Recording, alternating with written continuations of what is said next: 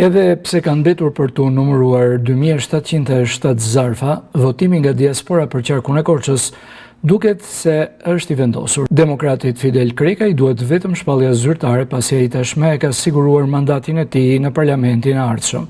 Pas numërimit të 13.528 zarfave nga gjithsej 16.235 të ardhur nga diaspora, Partia Demokratike, Alianca për Shqipërinë Madhështore ka grumbulluar 2.899 vota, duke kaluar pragun e nevojshëm për mandatin e 4 në këtë qark.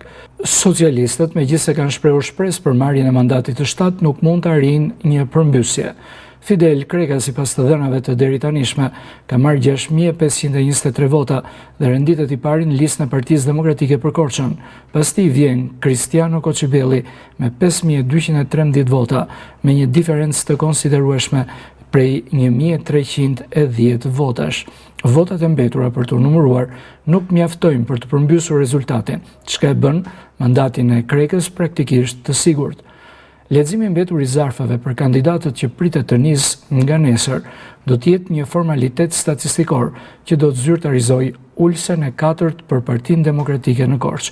Kandidati 7 i Partisë Socialiste, Arjan Jollari, tashmë ka humbur çdo shans për të hyrë në parlament, duke i dhënë fund pritshmërive për një përmbysje të mundshme të rezultatit.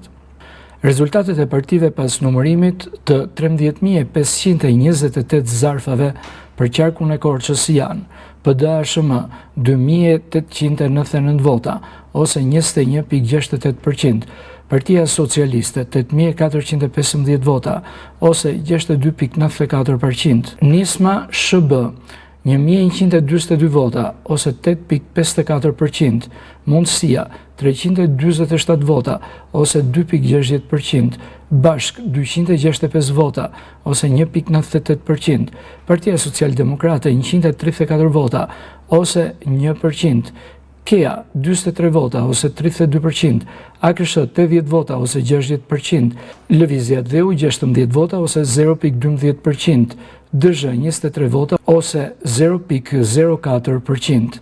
Në këtë mënyrë, Fidel Kreka është shumë pranë mandatit të deputetit në qarkun e Korçës.